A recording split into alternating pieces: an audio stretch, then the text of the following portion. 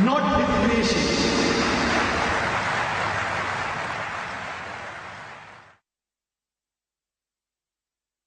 Alhamdulillah.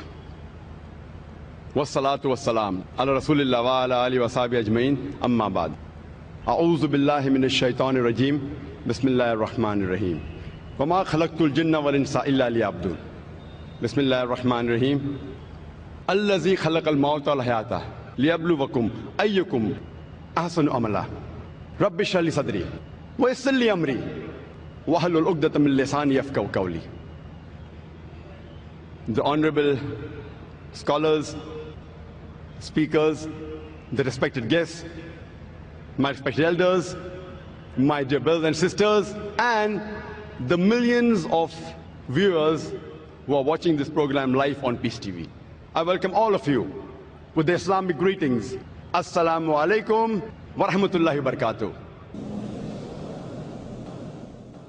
May peace, mercy and blessings of Allah subhanahu wa ta'ala, of Almighty God, be on all of you. The topic of this last lecture, of the last session, of the last day of the 10-day International Islamic Conference, Peace, the Solution for Humanity, is: what is the purpose of our life? How many of us have really ever thought in their life, what is the purpose of our life? How many of us have ever thought, what is the purpose of our existence? What are we doing here? Why are we here? Let us start analyzing right from here itself.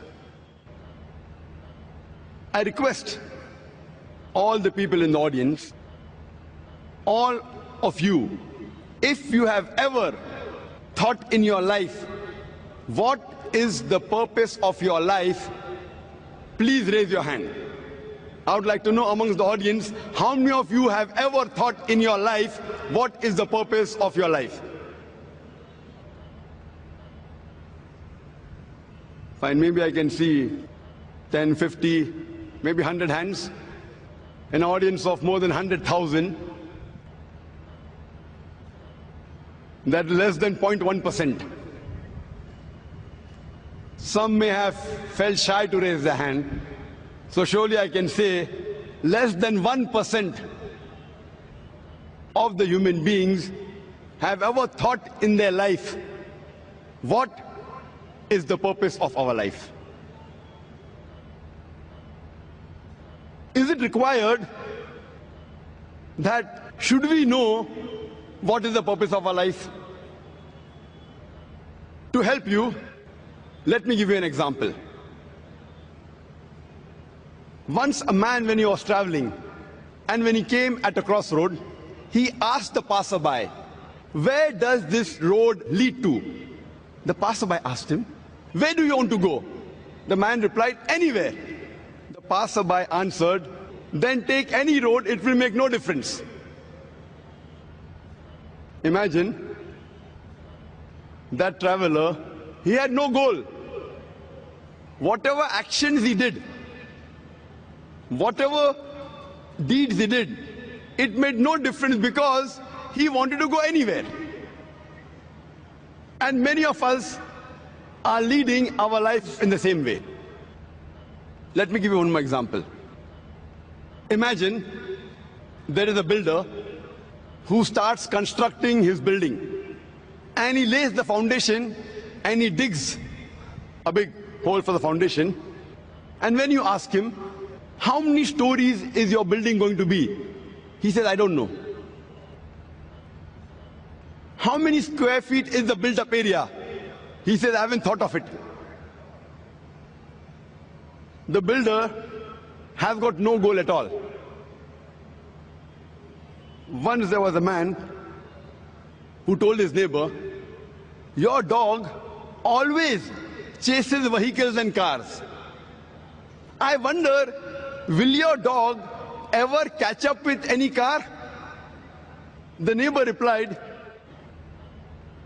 I don't wonder whether he'll catch up or not. I wonder if my dog catches up with the car, what will he do? The man who asked him, will the dog ever catch up with the car? He's short-sighted. The neighbor who was the owner of the dog, he was far-sighted. Even if he caught up with the car, what will he do? What is the purpose of his goal?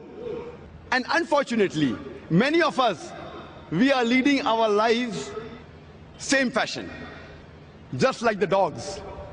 You know, people do graduation and you ask them, why are you doing graduation? And they don't know the reason. Just because they want to be a graduate. What will you do after you finish your graduation? I haven't thought of it yet. Most of us are leading our lives like that traveler or like the dog who's chasing cars, absolutely without a purpose. Many of us, we copy goals of others without scrutinizing it. When we ask a student, why are you doing commerce? So he will reply, because my friend is doing commerce.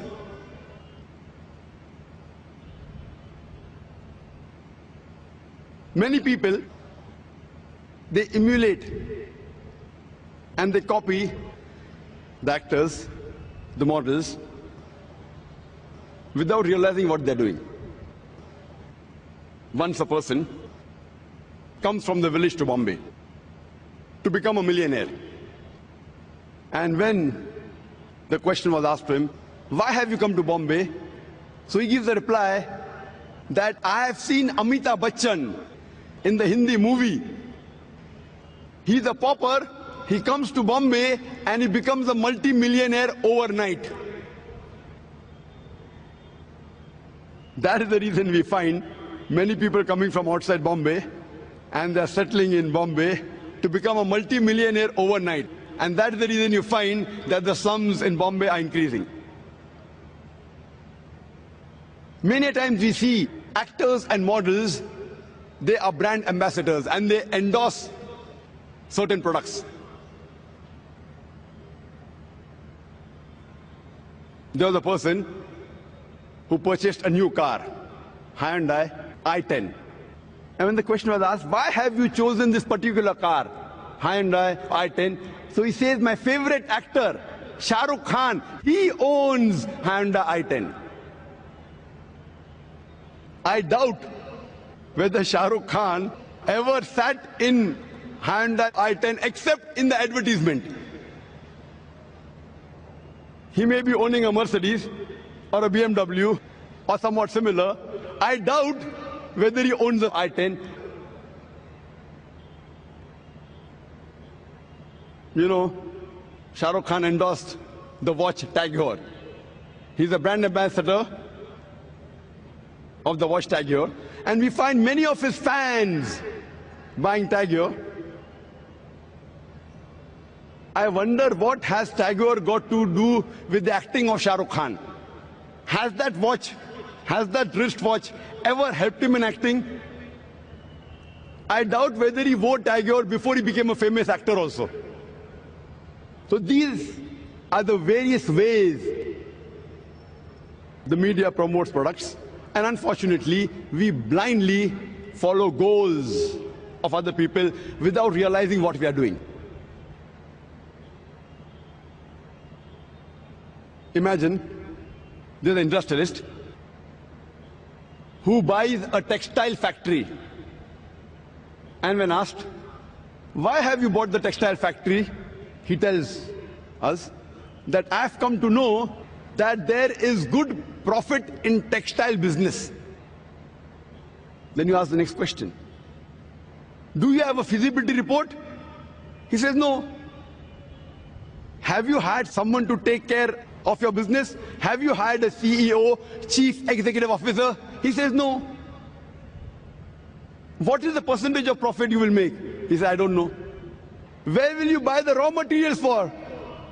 He says, I haven't thought of it. Where will you sell your textile? He says, I don't know.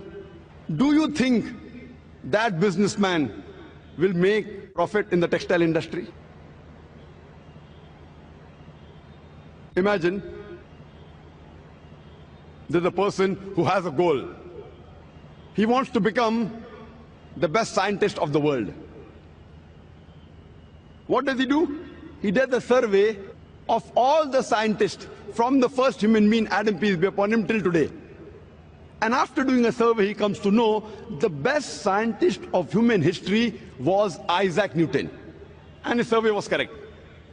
After that, what does he do? To become like Isaac Newton, he starts growing long hair, curly hair like Isaac Newton. He wears shoes like Isaac Newton. He wears clothes like Isaac Newton. Do you think he will become a successful scientist? Such people have a goal, but the planning is wrong. They have a planning, they did a survey of the scientists, but the planning is wrong.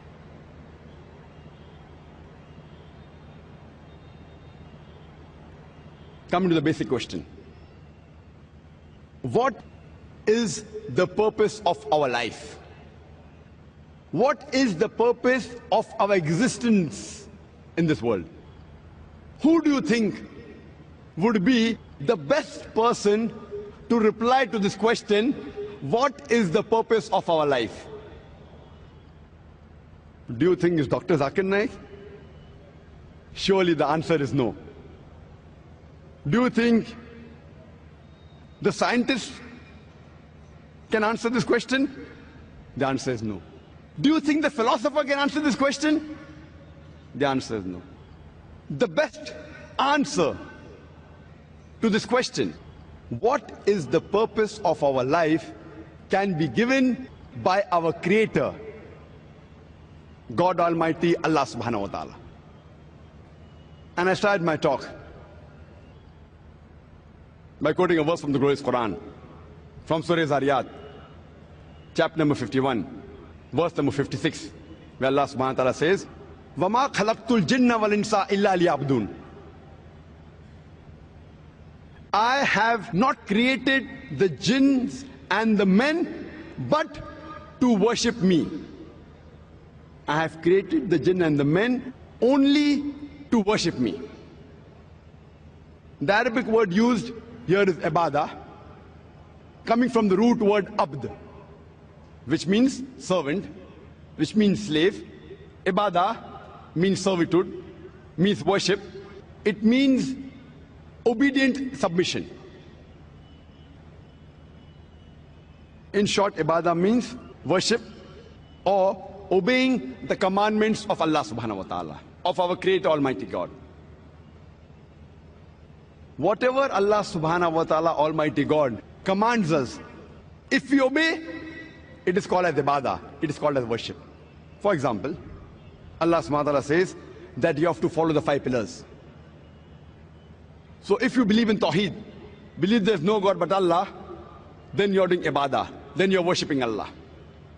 If you pray, if you offer salah, you are doing ibadah, you are worshipping Allah Subhanahu wa Ta'ala. If you give zakat, obligatory charity, you are doing ibadah, you are worshipping Allah Subhanahu wa Ta'ala. If you fast, you are doing ibadah, you are worshipping Allah Subhanahu wa Ta'ala. Allah says in the Quran that you have to provide neighborly needs. So if you take care of your neighbor, as Quran says in Surah Maun, chapter number 107, verse number 7, then you are doing ibadah, you are worshipping Allah Subhanahu wa Ta'ala. If you abstain from the things Almighty God, Allah Subhanahu wa Ta'ala has told you to abstain from, then you are doing ibadah. If you abstain from having alcohol, you are doing ibadah.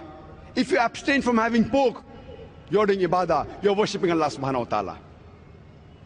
If you abstain from stealing, cheating, telling lies, you are doing ibadah, you are worshipping Allah Subhanahu wa Ta'ala. In short, when you follow the commandments of Allah Subhanahu wa Ta'ala, if you submit your will to Allah Subhanahu wa Ta'ala, you are doing ibadah, you are worshipping Allah Subhanahu wa Ta'ala. And every act of a human being can be converted into worship if you follow two criteria. Number one is, the act should be done only and only for the pleasure of our Creator, Allah subhanahu wa ta'ala. Point number two, the act should be done according to the Sunnah, the way the last and final messenger, Prophet Muhammad, peace be upon him, has done. If you have these two things in your act, every act of yours can be converted into ibadah, can be converted into worship. Whenever you buy an equipment, along with the equipment, you get an instruction manual. If you allow me to call the human being a machine, you'll have to agree that the human being is the most complicated machine on the face of the earth. Don't you think that this human being, this machine, requires an instruction manual? The last and final instruction manual for the human beings, it is the glorious Quran.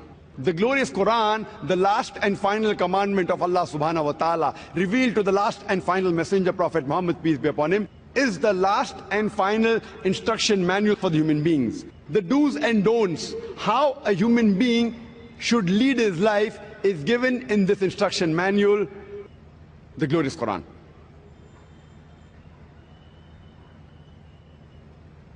Many people ask me the question, why does Almighty God want us to worship Him? Is He hungry of our worship? Why does He want us to praise Him?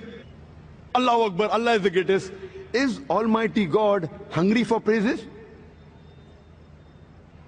Allah replies in the glorious Quran, in Surah Fatir, chapter number 35, verse number 15. O ye men, it is you who need Allah, and Allah is free of all wants, worthy of all praises. The Quran says in Surah Fatir, chapter 35, verse number 15, O ye men, it is you who need Allah. Allah is free of all wants and worthy of all praises. The reason why Allah subhanahu wa ta'ala wants us to worship Him and to praise Him is not for His benefit. It is for our benefit. When we say Allahu Akbar, it does not make Allah great. Allah is already the greatest, irrespective whether you say Allahu Akbar or not. Allah will yet remain the greatest. It will make no difference to Allah subhanahu wa ta'ala. But the reason Allah wants us to praise Him is because He knows the human psychology.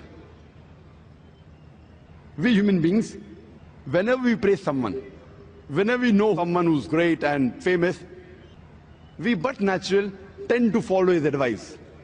For example, if your mother has a heart attack and you have an option, there's a layman who comes and gives you advice. Will you follow his advice or a person who you know is the best heart specialist in the world and he's willing to give you free advice? Whose advice will you take? Will you take the advice for your mother from the best heart specialist in the world or from a layman? But natural, because you know the heart specialist is famous, people keep on praising him, you indirectly tend to follow his advice. Similarly, Allah subhanahu wa ta'ala wants us to praise Him. He is the greatest. Allah is the greatest. Allah is the most knowing. Allah is the most wise. So that the moment when we say He is the most wise, when He gives us the advice, we indirectly tend to follow it. If we don't agree, He's most wise, most knowledgeable, then the chances we will follow it advice is less. So Allah subhanahu wa ta'ala wants us to worship Him and to praise Him, not so that it will benefit Him, but it will benefit us. Allah says in Surah Fatir, chapter 35, verse number 15, O ye men, it is you who need Allah. Allah is free of all wants, worthy of all praises. Let me give you an example. Suppose there's a couple who's married for several years and they don't have any children. But natural, most of such couples, they will feel sad. You have another couple who's married and they have a child. They bring him up with love and affection. After he reaches the age of 15 or 16, that child dies. But natural, these parents will be sad. The first group of couples who do not have any children, they'll feel sad. But the second group of parents who have children, and after they have brought them up, when they reach the teenage and when they die, they will feel more sad.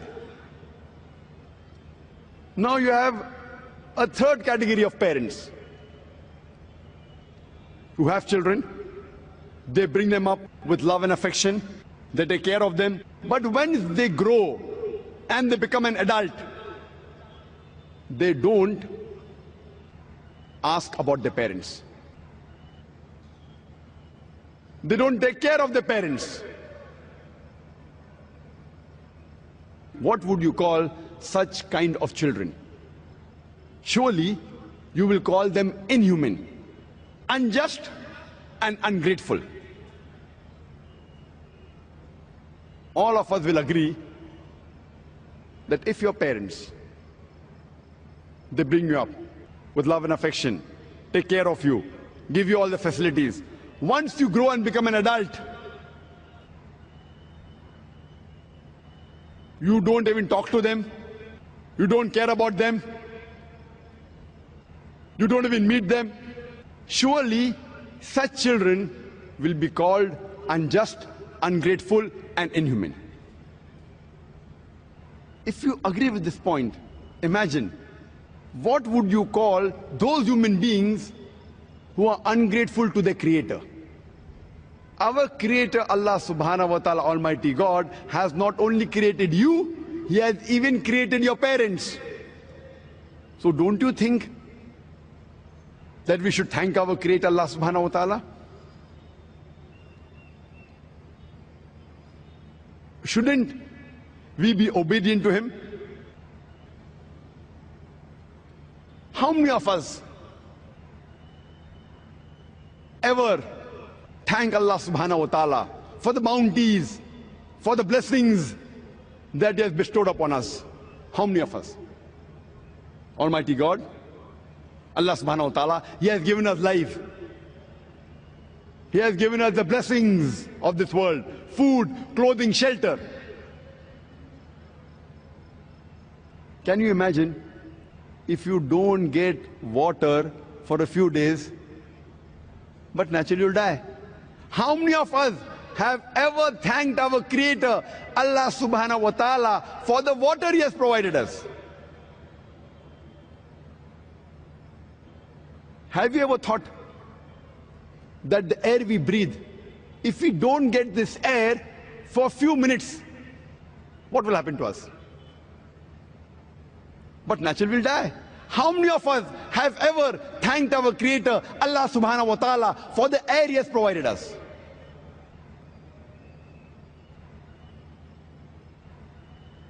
Allah says in the Quran, in Surah Ibrahim, chapter number 14, verse number 34, if you count the favors of Allah subhanahu wa ta'ala, you will not be able to number it.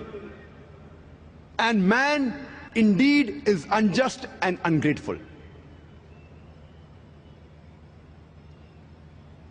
Allah says in the Quran, in Surah Ayat, chapter number 100, verse number 6, Innal insana li rabbihi laqanud.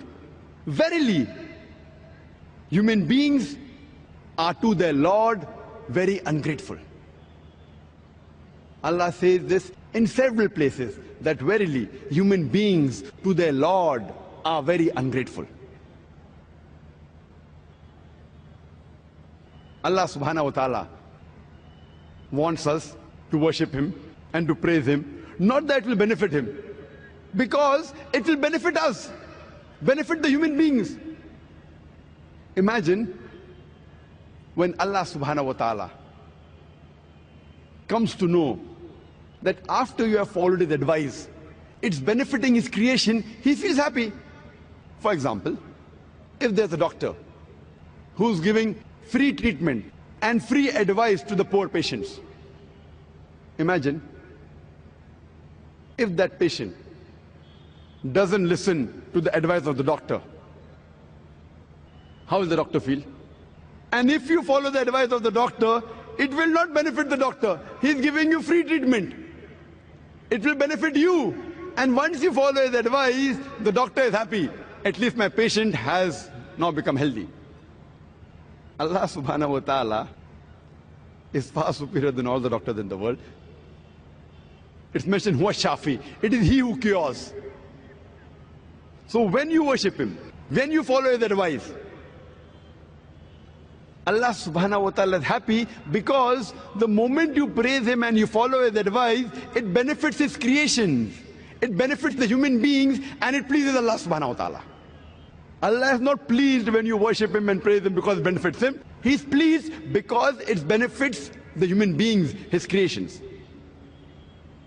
And even after you commit sins, you commit crimes, the moment you repent, the moment you ask for forgiveness, Allah subhanahu wa ta'ala immediately forgives you.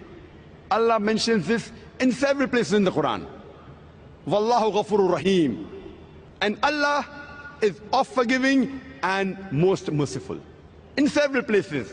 In Surah Nisa, chapter number 4, verse number 25. In Surah Ma'idah, chapter number 5, verse number 74.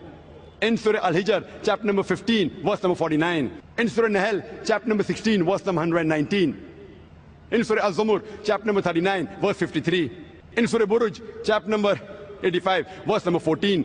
Wallahu ghafurur rahim. For verily, Allah is oft forgiving and most merciful.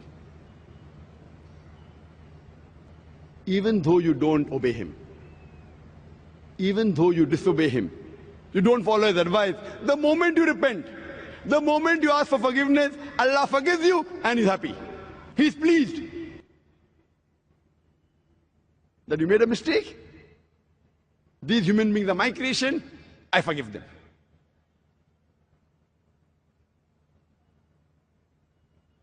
Allah says in the Quran, in Surah Nisa, chapter number 4, verse number 48, and Surah Nisa, chapter number 4, verse number 116. If Allah pleases, he will forgive any sin.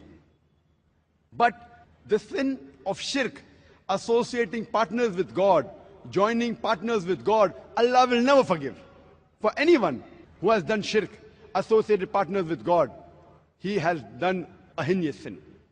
So Allah subhanahu wa ta'ala will forgive any sin if he pleases. But the sin of shirk, if you die as a mushrik, if you die associating partners with God, and before your death, if you do not repent, if you do not ask for forgiveness, Allah will never forgive you. So one greatest sin from which all humankind should abstain from, number one, is shirk. Associating partners with Allah subhanahu wa ta'ala. Joining God with Almighty God. People very often ask this question. We understand God has created the human beings for worshipping him. But what is so special about the human beings? Why has he created us? Human beings are a unique creation of Allah subhanahu wa ta'ala. They are the best creation of Allah subhanahu wa ta'ala. The human beings and the jinns are the only creation who have a free will of their own. All the other creation of Allah subhanahu wa ta'ala, they have submitted their will to Almighty God, Allah subhanahu wa ta'ala, and they do not have any free will. They obey Allah 100%. They have no choice. But the human beings and the jinns, they have option to either obey or to disobey Allah subhanahu wa ta'ala. Allah says in the Quran, in Surah 3, chapter number 95, verse number 4, verily, we have created the human beings in the best of molds. لَقَدْ خَلَقْنَا الْإِنسَانَ فِي أَحْسَنِ تَقْوِيمٍ. For verily, we have created the human beings in the best of molds. Human being is the best creation of Allah subhanahu wa ta'ala. Besides being created in the best of molds, we are unique. We have a choice of either obeying or disobeying Allah subhanahu wa ta'ala. After a free will has been given to you, and if you obey the commandments of Allah subhanahu wa ta'ala, you are superior to the angels. Because the angels, they have no free will. They obey Almighty God without a free will. So if after a free will has been given to you, and if you obey and submit your will to Almighty God, you are superior to the angels. You know, when we say, oh, this man is an angel, it has two meanings. One is, maybe it's an insult, because human beings are superior to angels. But it means that you are a human being after free will is given to you, but you are obeying the laws of God like an angel, so it makes you superior. A human being who's obeying like the angel, so then it makes you superior. But if you disobey Allah subhanahu wa ta'ala, if you go against His commandments, then you become the brother of the devil and you become a Satan. So human beings have a choice to either obey the commandments of Allah subhanahu wa ta'ala and to become superior than the angels, or to disobey Him and become like the Satan. The choice is yours.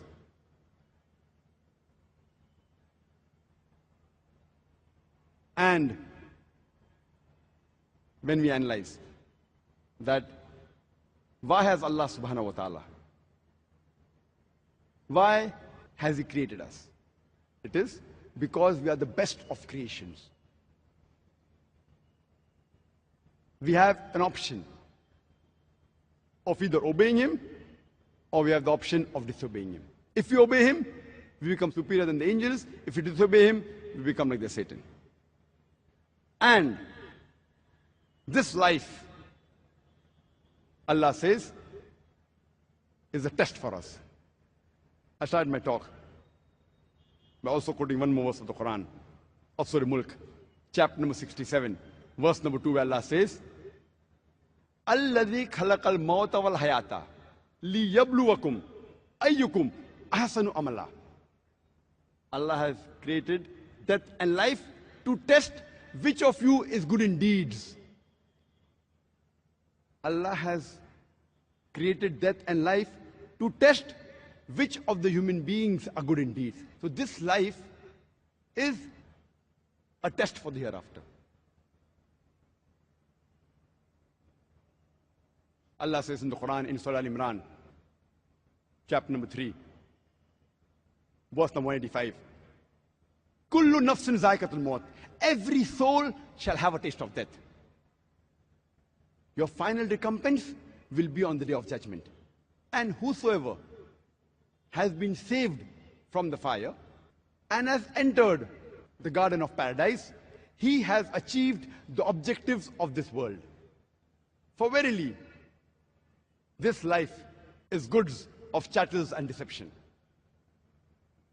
Allah says in the Quran, in Surah Baqarah, chapter number 2, verse number 155, be sure we shall test you with something of fear or hunger, or loss in goods or lives, or the fruits of your toils, and give glad tidings to those who patiently persevere.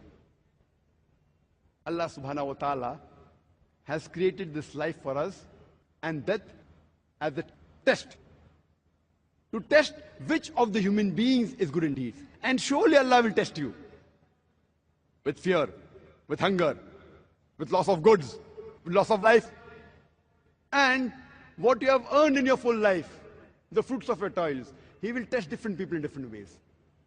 Allah says in the Quran that Allah subhanahu wa ta'ala bestows His sustenance more freely on some of the human beings as compared to others. Allah says in the Quran in Surah Anam chapter number 6 verse number 165, that He has raised some of the human beings in higher ranks above others. And He has bestowed gifts on some of them so that He will test them. So if Allah raises you in ranks and gives gifts to you, bestows bounties on you, be prepared. Allah is testing you.